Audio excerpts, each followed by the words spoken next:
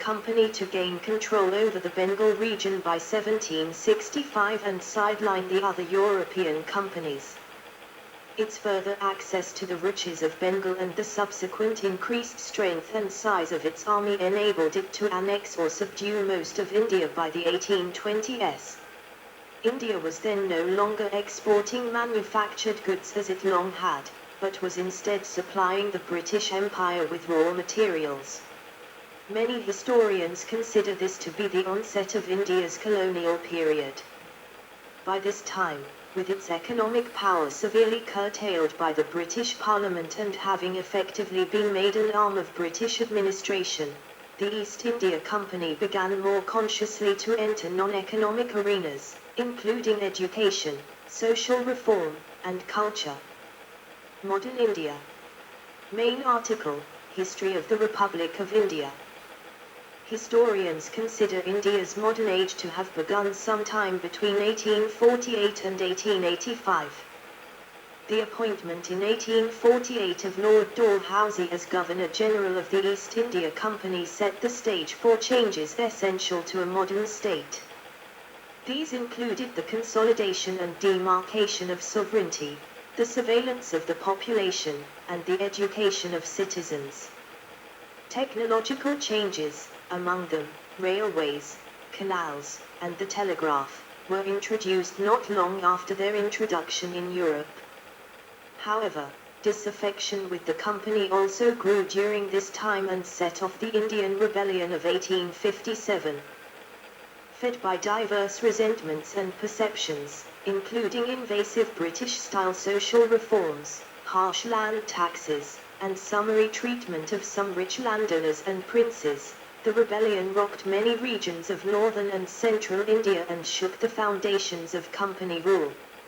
Although the rebellion was suppressed by 1858, it led to the dissolution of the East India Company and the direct administration of India by the British government.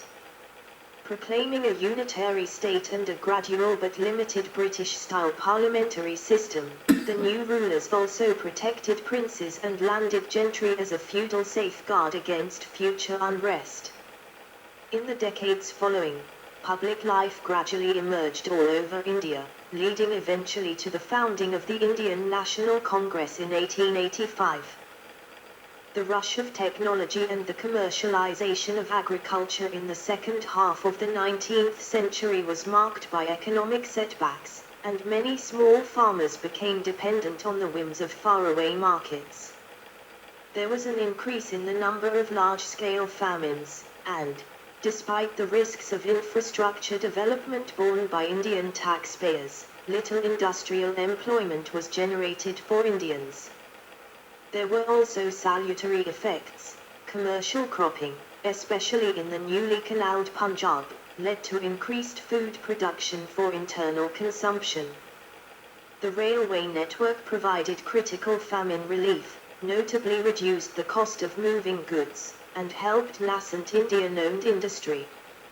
1909 Map of the British Indian Empire. Jawaharlal Nehru sharing a light moment with Mahatma Gandhi, Mumbai, the 6th of July, 1946. After World War I, in which approximately 1 million Indians served, a new period began. It was marked by British reforms but also repressive legislation, by more strident Indian calls for self-rule, and by the beginnings of a non-violent movement of non-cooperation, of which Mahatma Gandhi would become the leader and enduring symbol. During the 1930s, slow legislative reform was enacted by the British. The Indian National Congress won victories in the resulting elections. The next decade was beset with crises: Indian participation in World War II, the Congress's final push for non-cooperation, and an upsurge of Muslim nationalism. All were capped by the advent of independence in 1947, but tempered by the partition of India into two states, India and Pakistan. Vital to India's self-image as an independent nation was its constitution, completed in 1950, which put in place a secular and democratic republic. per the London Declaration, India retained its membership of the Commonwealth, becoming the first republic within it. Economic liberalization, which began in the 1980s and the collaboration with Soviet Union for technical know-how, has created a large urban middle class, transformed India into one of the world's fastest-growing economies, and increased its geopolitical clout. Yet, India is also shaped by seemingly unyielding poverty, both rural and urban, by religious and caste-related violence, by Maoist-inspired Naxalite insurgencies, and by separatism in Jammu and Kashmir and in northeast India. It has unresolved territorial disputes with China and with Pakistan. India's sustained democratic freedoms are unique among the world's newer nations. However, in spite of its recent economic successes, freedom from want for its disadvantaged population remains a goal yet to be achieved. Geography. Main article, Geography of India. India accounts for the bulk of the Indian subcontinent, lying atop the Indian tectonic plate, a part of the Indo-Australian plate. India's defining geological processes began 75 million years ago when the Indian plate, then part of the southern supercontinent Gondwana, began a northeastward drift caused by seafloor spreading to its southwest, and later, south and southeast. Simultaneously, the vast Tethyan oceanic crust, to its northeast, began to subduct under the Eurasian plate. These dual processes, driven by convection in the Earth's mantle, both created the Indian Ocean and caused the Indian continental crust eventually to underthrust Eurasia and to uplift the Himalayas. Immediately south of the emerging Himalayas, plate movement created a vast crescent-shaped trough that rapidly filled with riverborne sediment and now constitutes the Indo-Gangetic Plain. The original Indian plate makes its first appearance above the sediment in the ancient Aravalli Range, which extends from the Delhi Ridge in a southwesterly direction. To the west lies the Thar Desert, the eastern spread of which is checked by the Aravallis. The Tungabhadra, with rocky outcrops, flows into the peninsular Krishna River. Fishing boats lashed together in a tidal creek in Anjal village, Maharashtra. The remaining Indian plate survives as Peninsular India, the oldest and geologically most stable part of India. It extends as far north as the Satpura and Vindhya ranges in central India. These parallel chains run from the Arabian Sea coast in Gujarat in the west to the coal-rich Chotanagpur Plateau in Jharkhand in the east. To the south, the remaining peninsular landmass, the Deccan Plateau, is flanked on the west and east by coastal ranges known as the Western and Eastern Ghats. The plateau contains the country's oldest rock formations, some over 1 billion years old. Constituted in such fashion, India lies to the north of the equator between 6 degrees 44 and 35 degrees 30 north latitude and 68 degrees 7 and 97 degrees 25 east longitude. India's coastline measures 7,517 kilometers, 4,700 mi, in length. Of this distance, 5,423 kilometers, 3,400 mi, belong to peninsular India and 2,094 kilometers, 1,300 mi, to the Andaman, Nicobar, and Lakshadweep island chains. According to the Indian Naval Hydrographic Charts, the mainland coastline consists of the following: 43% sandy beaches, 11% rocky shores, including cliffs, and 46% mudflats or marshy shores. Major Himalayan origin rivers that substantially flow through India include the Ganges and the Brahmaputra, both of which drain into the Bay of Bengal. Important tributaries of the Ganges include the Yamuna and the Kosi, the latter's extremely low gradient, caused by long-term silt deposition, leads to severe floods and course changes. Major peninsular rivers, whose steeper gradients prevent their waters from flooding, include the Godavari, the Mahanadi, the Kavri, and the Krishna, which also drain into the Bay of Bengal, and the Narmada and the Tapti, which drain into the Arabian Sea. Coastal features include the marshy Rann of Kutch of western India and the alluvial Sundarbans delta of eastern India. The latter is shared with Bangladesh. India has two archipelagos, the Lakshadweep, coral atolls off India's southwestern coast, and the Andaman and Nicobar Islands, a volcanic chain in the Andaman Sea. Indian climate is strongly influenced by the Himalayas and the Thar Desert, both of which drive the economically and culturally pivotal summer and winter monsoons. The Himalayas prevent cold Central Asian katabatic winds from blowing in, keeping the bulk of the Indian subcontinent warmer than most locations at similar latitudes. The Thar Desert plays a crucial role in attracting the moisture-laden southwest summer monsoon winds that, between June and October, provide the majority of India's rainfall. Four major climatic groupings predominate in India: tropical wet, tropical dry, subtropical humid, and monsoon. Temperatures in India have risen by 0.7 degrees Celsius, 1.3 degrees Fahrenheit, between 1901 and 2018. Climate change in India is often thought to be the cause. The retreat of Himalayan glaciers has adversely affected the flow rate of the major Himalayan rivers, including the Ganges and the Brahmaputra. According to some current projections, the number and severity of droughts in India will have markedly increased by the end of the present century. Biodiversity. Main articles: Forestry in India and Wildlife of India. India is a megadiverse country, a term employed for 17 countries which display high biological diversity and contain many species exclusively indigenous, or endemic, to them. India is a habitat for 8.6% of all mammal species, 13.7% of bird species, 7.9% of reptile species, 6% of amphibian species, 12.2% of fish species, and 6.0% of all flowering plant species. Fully a third of Indian plant species are endemic.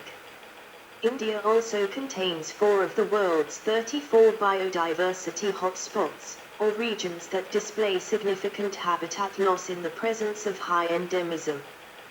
According to official statistics, India's forest cover is 713,789 kilometers, 275,595 square mi, which is 21.71% of the country's total land area. It can be subdivided further into broad categories of canopy density, or the proportion of the area of a forest covered by its tree canopy. Very dense forest, whose canopy density is greater than 70%, occupies 3.02% of India's land area. It predominates in the tropical moist forest of the Andaman Islands, the Western Ghats, and northeast India.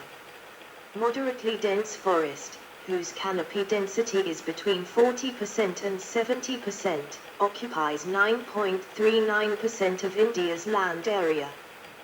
It predominates in the temperate coniferous forest of the Himalayas, the moist deciduous sal forest of eastern India, and the dry deciduous teak forest of central and southern India. Open forest, whose canopy density is between 10% and 40%, occupies 9.26% of India's land area. India has 2 natural zones of thorn forest, one in the Deccan Plateau, immediately east of the Western Ghats, and the other in the western part of the Indo-Gangetic Plain, now turned into rich agricultural land by irrigation, its features no longer visible.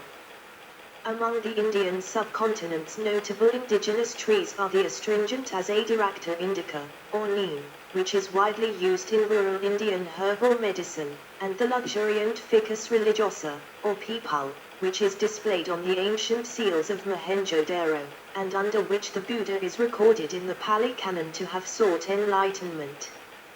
Many Indian species have descended from those of Gondwana, the southern supercontinent from which India separated more than 100 million years ago. India's subsequent collision with Eurasia set off a mass exchange of species. However, volcanism and climatic changes later caused the extinction of many endemic Indian forms. Still later, mammals entered India from Asia through two geographical passes flanking the Himalayas. This had the effect of lowering endemism among India's mammals, which stands at 12.6%, contrasting with 45.8% among reptiles and 55.8% among amphibians. Among endemics are the vulnerable hooded leaf monkey and the threatened Beddoes toad of the Western Ghats. India contains 172 IUCN designated threatened animal species, or 2.9% of endangered forms. These include the endangered Bengal tiger and the Ganges River dolphin. Critically endangered species include the gharial, a crocodilian, the great Indian bustard, and the Indian white-rumped vulture, which has become nearly extinct by having ingested the carrion of diclofenac-treated cattle. Before they were extensively used for agriculture and cleared for human settlement, the thorn forests of Punjab were mingled at intervals with open grasslands that were grazed by large herds of black buck preyed on by the Asiatic cheetah. The black buck, no longer extant in Punjab, is now severely endangered in India, and the cheetah is extinct. The pervasive and ecologically devastating human encroachment of recent decades has critically endangered Indian wildlife. In response, the system of national parks and protected areas, first established in 1935, was expanded substantially. In 1972, India enacted the Wildlife Protection Act and Project Tiger to safeguard crucial wilderness. The Forest Conservation Act was enacted in 1980 and amendments added in 1988.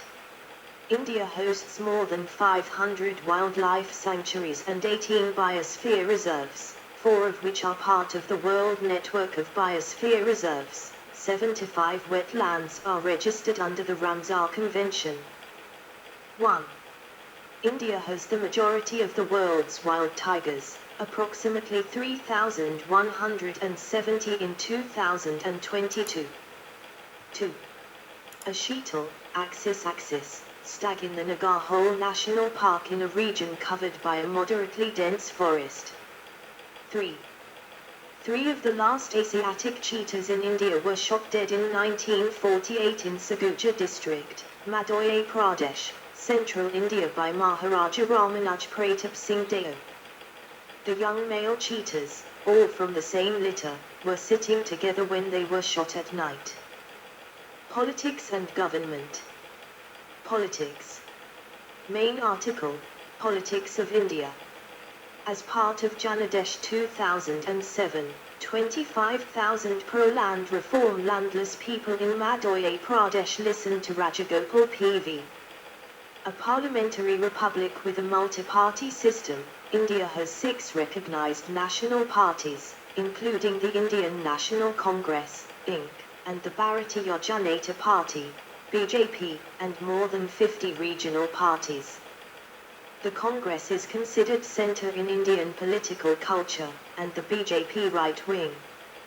For most of the period between 1950, when India first became a republic, and the late 1980s, the Congress held a majority in the parliament.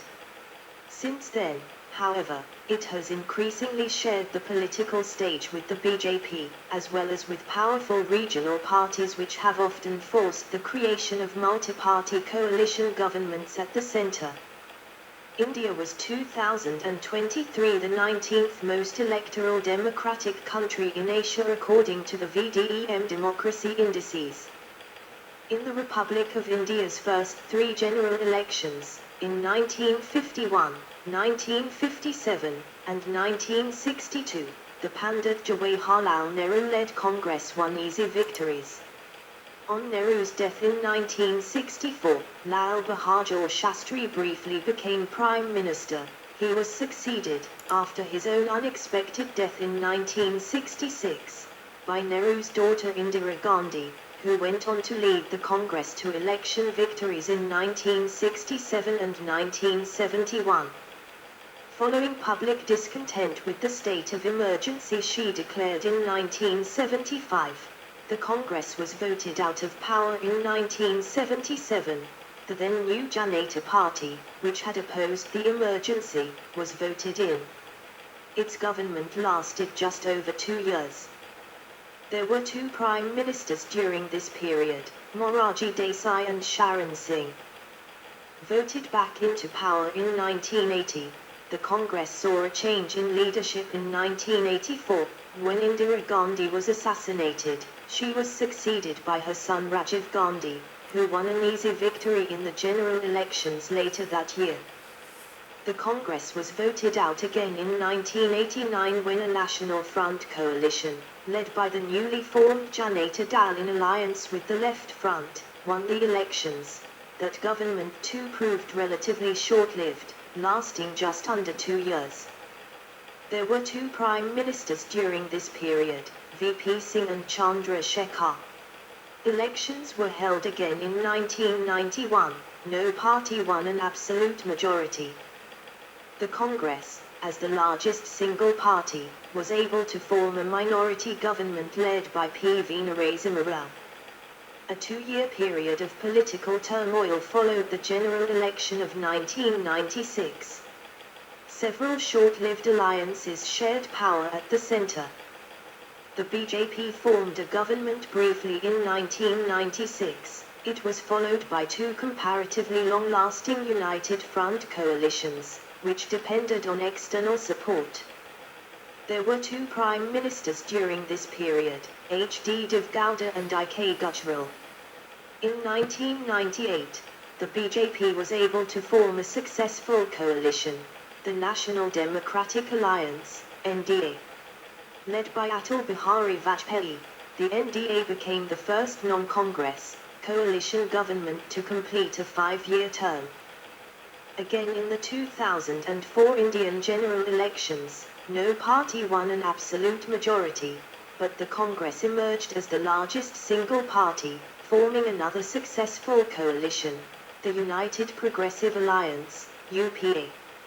It had the support of left-leaning parties and MPs who opposed the BJP. The UPA returned to power in the 2009 general election with increased numbers, and it no longer required external support from India's communist parties.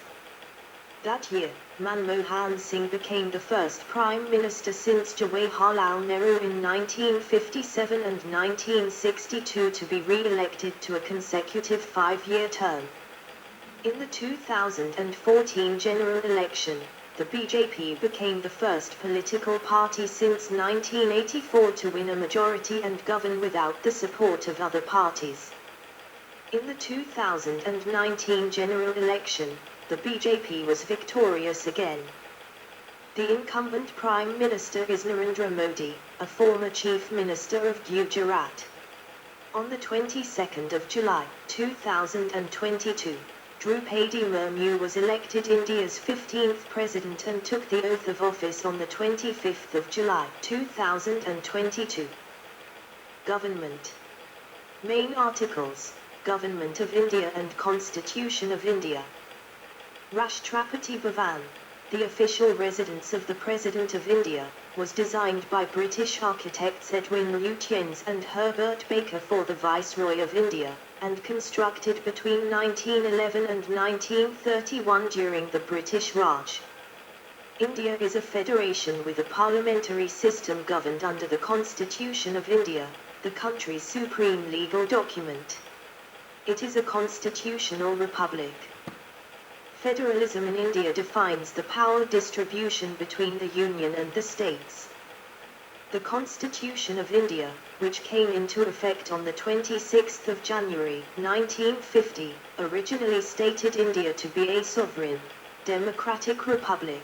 This characterization was amended in 1971 to a sovereign, socialist, secular, democratic republic. India's form of government, traditionally described as quasi-federal with a strong centre and weak states, has grown increasingly federal since the late 1990s as a result of political, economic, and social changes. The government of India comprises three branches. 1. Executive. The President of India is the ceremonial head of state, who is elected indirectly for a 5-year term by an electoral college comprising members of national and state legislatures. The Prime Minister of India is the head of government and exercises most executive power. Appointed by the President, the Prime Minister is by convention supported by the party or political alliance having a majority of seats in the lower house of Parliament. The executive of the Indian government consists of the President, the Vice President, and the Union Council of Ministers, with the Cabinet being its executive committee, headed by the Prime Minister. Any minister holding a portfolio must be a member of one of the Houses of Parliament. In the Indian parliamentary system, the executive is subordinate to the legislature. The Prime Minister and their council are directly responsible to the lower house of the Parliament. Civil servants act as permanent executives and all decisions of the executive are implemented by them. 2. Legislature. The legislature of India is the bicameral parliament. Operating under a Westminster-style parliamentary system, it comprises an upper house called the Rajya Sabha, Council of States, and a lower house called the Lok Sabha, House of the People. The Rajya Sabha is a permanent body of 245 members who serve staggered 6-year terms. Most are elected indirectly by the state and union territorial legislatures in numbers proportional to their state's share of the national population. All but 2 of the Lok Sabha's 545 members are elected directly by popular vote. They represent single-member constituencies for 5-year terms. 2 seats of Parliament, reserved for Anglo-Indians in the Article 331, have been scrapped. 3. Judiciary. India has a 3-tier unitary independent judiciary comprising the Supreme Court, headed by the Chief Justice of India, 25 high courts, and a large number of trial courts. The Supreme Court has original jurisdiction over cases involving fundamental rights and over disputes between states and the centre and has appellate jurisdiction over the high courts. It has the power to both strike down union or state laws which contravene the Constitution and invalidate any government action it deems unconstitutional. Administrative divisions. Main article, Administrative Divisions of India. See also, Political integration of India. India is a federal union comprising 28 states and 8 union territories. All states, as well as the union territories of Jammu and Kashmir, Puducherry and the National Capital Territory of Delhi, have elected legislatures and governments following the Westminster system of governance. The remaining 5 union territories are directly ruled by the central government through appointed administrators. In 1956, under the States Reorganization Act, states were reorganized on a linguistic basis. There are over 250,000 local government bodies at city, town, block, district and village levels. States. 1. Andhra Pradesh. 2. Arunachal Pradesh. 3. Assam. 4. Bihar. 5. Chhattisgarh. 6. Goa. 7. Gujarat. 8. Haryana. 9. Himachal Pradesh. 10. Jharkhand. 11. Karnataka. 12. Kerala. 13. Madhya Pradesh. 14. Maharashtra. 15. Manipur. 16. Meghalaya. 17. Mizoram. 18. Nagaland. 19. Odisha. 20. Punjab. 21. Rajasthan. 22. Sikkim. 23. Tamil Nadu. 24. Telangana. 25. Tripura.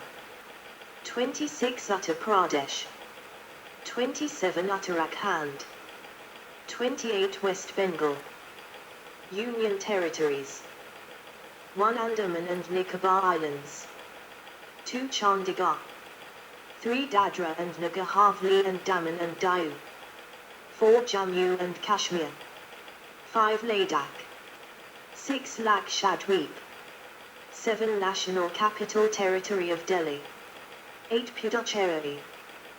Foreign, economic and strategic relations.